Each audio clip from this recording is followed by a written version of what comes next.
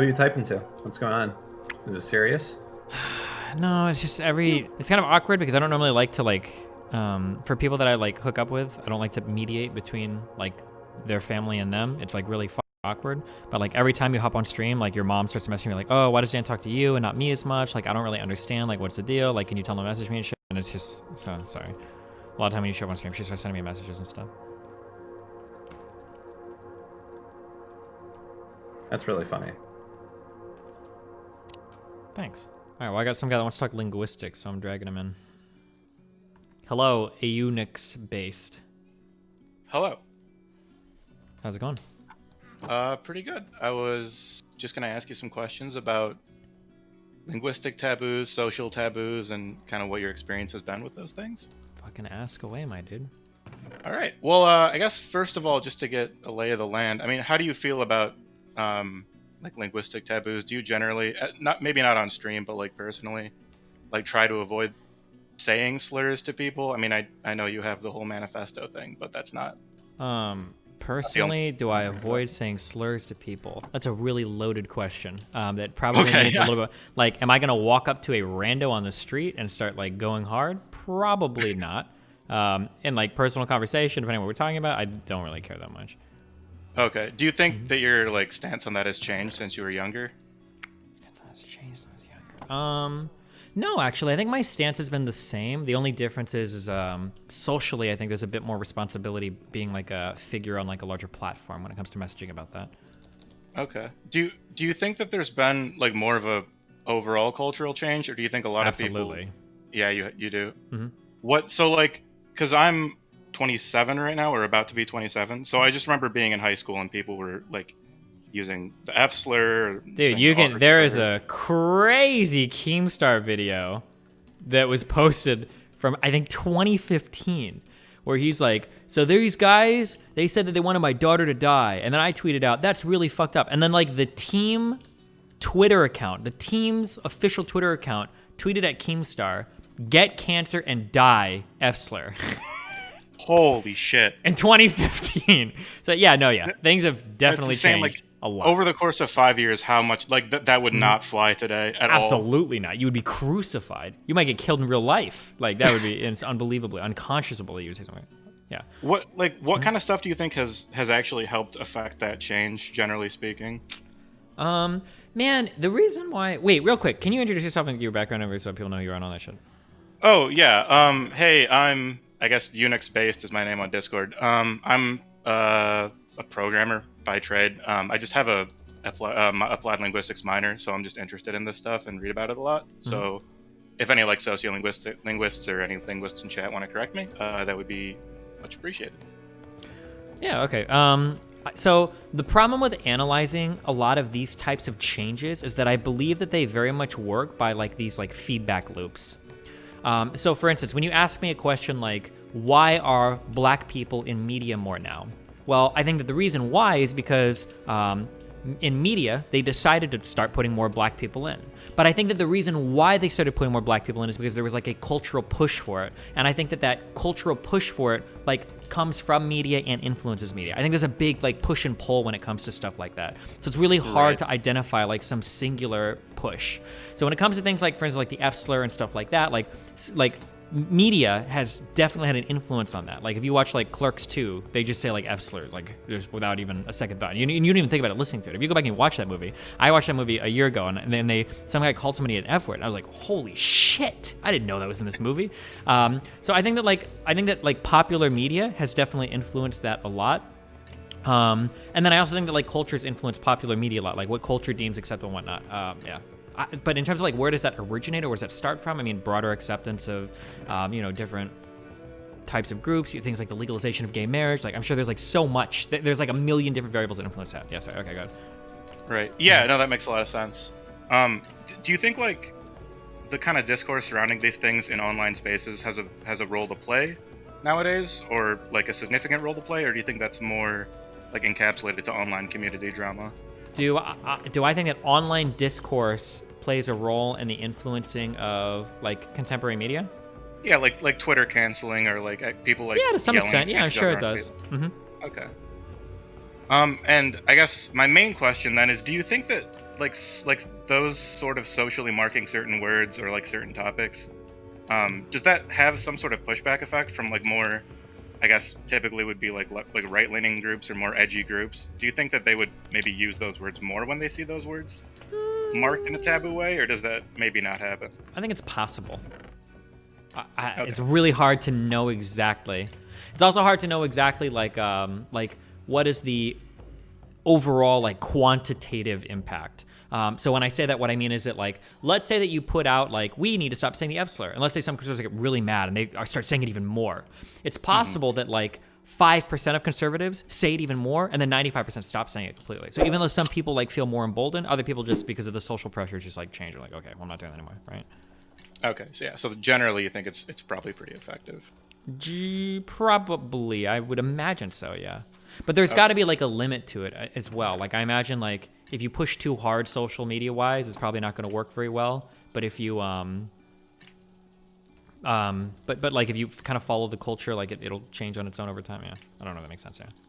Yeah, no, that makes sense. I think it seems like a lot of people. I think the more PC culture, quote unquote, gets like publicized as this sort of like screaming blue-haired feminist idea, I think more conservative people will at least in like rural communities that I'm used to being around, like more conservative people will kind of like euphemize certain things and be like he's kind of, and like do the hand wavy thing to mean he's gay, and like Yeah, kind of maybe. wink at you to see if it's okay. And it seems like they're people want to test the waters on that still to see if it's okay to be.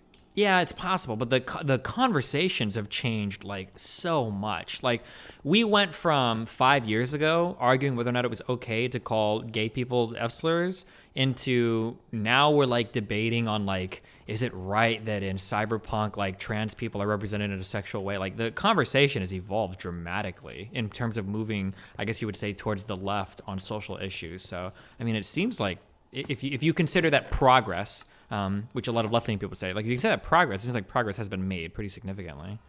Yeah, I would say that counts as progress. People are talking more seriously about those things, and like in And you more got people like meaningful ways. Biden, you know, who's like a fucking 9,000-year-old dinosaur talking about like underage trans people being able to get like therapy and counseling and shit. Like that's unbelievable to me. Even being saying that like Biden's progressive, I would never expect somebody that old to talk about like trans youth issues. I would never expect that in a million years. It's crazy to me. So yeah, I mean, it feels like there's been a lot of progress made. And I could be like way off base on this one, but I'm just curious. Like, wasn't Obama at some point like anti-gay marriage, or like had the stance that marriage is between a man and a woman even? Yeah, initially he came in, but again, like politicians try to like push, but also stay with the current. When Obama came in initially, he was like a pro-traditional marriage person. However, ironically enough, Biden was the one that kind of like pushed the administration away on that. I think in an interview when he did, he just randomly came out with like, yeah, I think that gay people should be able to get married. And it actually like the whole administration like moved like pretty far after that interview. I think Obama ordered Yates from the DOJ, said that they're not going to enforce like anti-gay marriage stuff in the states anymore. And then and then everything, the dominoes started to fall until eventually the Supreme Court said that gay marriage is constitutional, yeah, or banning gay marriage is unconstitutional, whatever. Yeah. Oh, that's wild. I didn't know that Biden had such a role to play on that. That's cool. I guess moving away from like slurs specifically, in terms of like taboo topics ranging from like sex and sex related stuff, death, politics, religion, and then money is a big one too. Like talking about how much you get paid, for example. Do you personally think that any of those things shouldn't be as taboo as they are? Like, do you wish people would talk more openly about? If you would have asked me 5 years ago, I would say that nothing should be taboo. Everything should be talkable. You should be able to talk about anything. Nowadays, I don't know. I try to be a little bit more sensitive to people's capabilities. That sounds really condescending to say, but maybe that's not the case. Personally, I think you should be able to talk about any of these things, but I guess some people can't. I'm not sure. I don't know. Okay. I mean, and then my next question was going to be: is there anything that you think should be taboo? Like, that like is it good that we don't talk about religion around the dinner table or politics? I mean, there's definitely a time and a place. I don't think we should be debating like whether or not maybe some women deserve to get hit by their husbands, like in front of like a battered women's shelter. Like that's not appropriate, right? Right. I do think that like most conversations should have a place to deal with them in a responsible manner, though. It makes me very scared that some people are completely unwilling to have certain conversations. I feel like that led to a lot of confusion in 2016 when we, like, it feels to me like in the 60s when we talk about like civil rights, like why should black people get the same rights as white people? Like these are questions that were like at the front of our minds and we had to actually think about these and wrestle with these. But I feel like we kind of forgot the answer to a lot of these questions, you know, like what should women work with men? Like, well, why? I feel like a lot of people can't answer questions like this, and that kind of bothers me. Yeah, I think that kind of explains a little bit why people like Jordan Peterson are able to like talk about things like women in the workplace and only state things like, well, people, you know, women wear lipstick to be more seductive, and enough people don't really know the reasons why women should be able to work in the same workplace as men that they're like, oh, yeah, for sure. And it's because you don't really spend any time. And part of the big problem is that a lot of these things are considered unquestionable. And I don't think that's healthy, because if things are unquestionable and then somebody shows up and starts questioning them, you are going to be completely, totally unsanitized against like these types of views. Like, well, what the fuck are you going to say? Like, I don't know. I've never actually heard an argument for why women ought to work alongside men. You know, like, well, we are biologically different. Like, that's true. Anybody can see that with their eyes. You know, I think that we need to spend more time working on like these conversations. Yeah, definitely. I think that's, again, with the Jordan Peterson angle, I still think that's like a major reason why a lot of like right-wing ideologues are able to come up and be like, well, trans people can't exist because obviously there's sexual differences, and just say like really basic stuff that like if you haven't thought about it very long at all, you just it seems self-evident. Yeah. Like, oh, yeah. Okay. Yeah. So my last thing then I guess would be, how do you think streaming has affected your I guess opinion on these types of taboo topics outside of streaming, or do you think it has affected your life outside of streaming at all? I don't know if my views have changed that much in the past like 15 years related to that. Like 12 years since I got out of high school. I'm not sure if they have. Okay. Yeah, I mean that's pretty much all the questions I had for you on that. Unless is there anything you wanted to ask me about or expand on more? Not really. What was your motivation for having this conversation? I was just really interested. This is like a thing I want to research eventually in grad school, and I just was really curious what you had to say about it, since you have had exposure to a lot of online communities. Okay. So yeah, I appreciate it, man. Yeah. Well, hey, have fun. Be careful. Stay safe. Hey, you too. Bye. What the fuck is up, you Irish cunt? Good morning, Conor McGregor. I know you're probably beating up old dudes in a bar right now, or maybe you're jacking off because you're sick of fucking your wife. I mean, she's a 4, Conor. You could do a lot better, but happy Monday. My team sent you a $50 million offer this morning. $50 million cash, proof of funds, the biggest fight offer you've ever been offered, but you're scared to fight me, Conor. You're ducking me because you don't want to lose to a fucking YouTuber. You're 0-1 as a boxer. I'm 2-0 as a boxer. I just came off the 8th biggest pay-per-view event in history, but you want to fight Dustin Prober, who has less followers on Instagram than my fucking dog. That's a fact. And Dana White, you're a fucking pussy too, you ugly fucking bald bitch. You said there's 0% chance of this fight happening, but there's 0% chance of you getting some fucking pussy. Conor, you're scared. Dana, you're scared.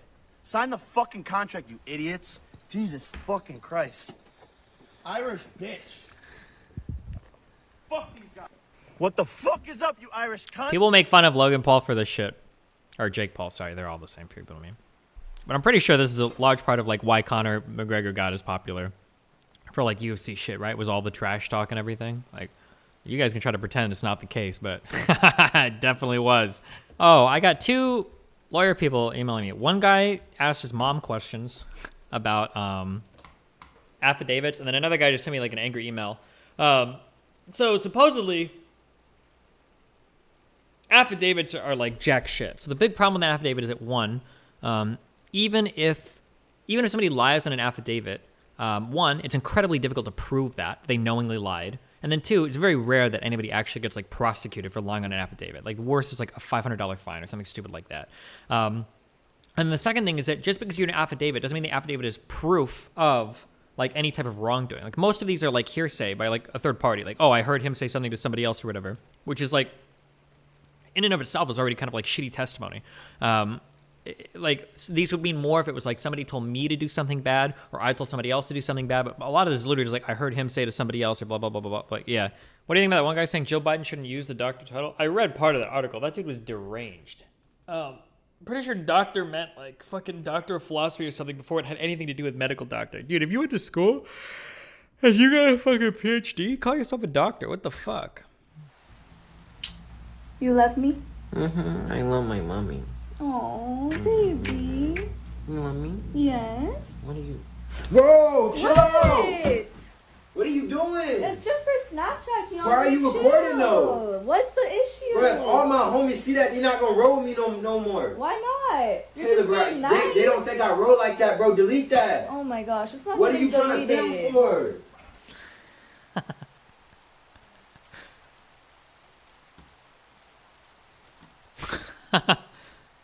What's your conference call for? For redacted or redact.dev, www.redact.dev. You should check it out. Very good website for signing up for alerts. Yeah. Wow. How long until you have that all figured out? Well, I mean, it's mostly figured out. I'm just working on things like, well, let's see. Doing the trademark tomorrow. Today, I'm getting all the terms of service and legal stuff started. That's going to be a long process. And then I'm working on fundraising and things like that. So we'll see. How much funds do you need raised? It's not. I don't need any at all. I'm Why are fine you funding it fundraising? myself. Because if you want to get like really smart people that are going to help you like work. Oh, with so you these have the larger money, you just don't have the companies- smarts.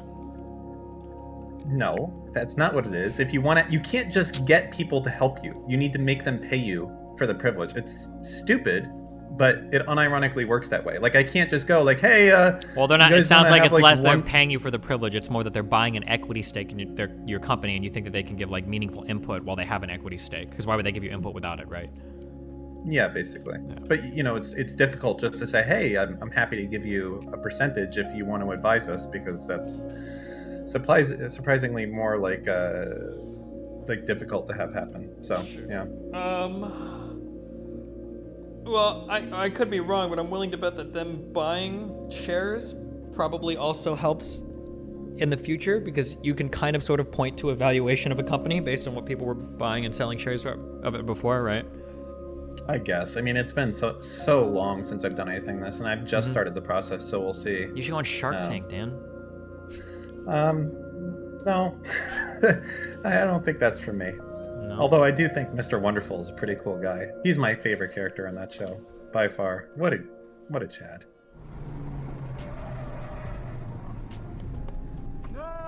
What do you think? What does he do wrong here? Why do you think he goes off road? Does he need to brake? Does he just need to brake a little bit first, or? Fuck! This looks like so much fun. It was just too fast.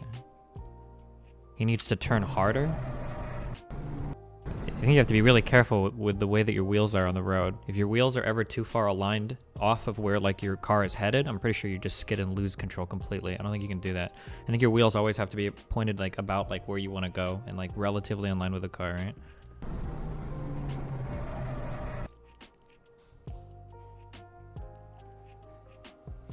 When people do these types of track racings, do they turn off? I don't. It's called ESP in Volkswagen cars. What's like the electronic steering protection, the automatic wheel shit? Do they turn all that stuff off?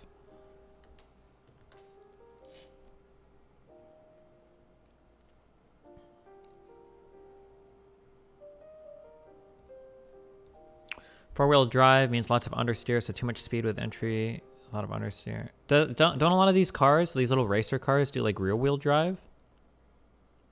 Like I know on my little Focus RS, if I turn on like the sport mode or the track mode, most of the power is sent to the rear wheels. But I don't know about like Type Rs or Civics or anything. I'm not sure if they do that or not. I thought that was pretty common though, but I could be wrong. The Type R is forward-wheel drive only. Ooh, interesting. Okay. One thing that I am so spoiled by my all-wheel drive car. I don't think I could ever drive. Somebody told me that a long time ago. Before I got my Focus, they're like, dude, if you start driving all-wheel drive cars, you'll never want to drive anything different. And they drive themselves, dude. It's like if you get like an AR-15 with like a little red dot, it becomes unironically video game tier level of shooting at shit. It's actually unbelievable. Like you could hold the rifle wrong, flare your elbow out, the fucking stock, everything is like on the wrong part, whatever. But if you just like line the little red dot up and pull the trigger, it's like boom, boom, boom, bullseye, bullseye, bullseye, bullseye. You're like 20 yards, 30 yards, 50 yards, boom, boom, boom, boom. It's like without even trying. It's like literally unbelievable with the red dot. And then the all-wheel drive cars also feel similar. Like they're so amazing. You never spin your tires. Maybe on really powerful cars you do. Like the handling is unreal. Like, oh my God. Yeah, you can drive in snow with them. Like, Jesus. Remember to hit that like and subscribe, and don't forget the notification bell so that my videos show up right in your feed. Maybe?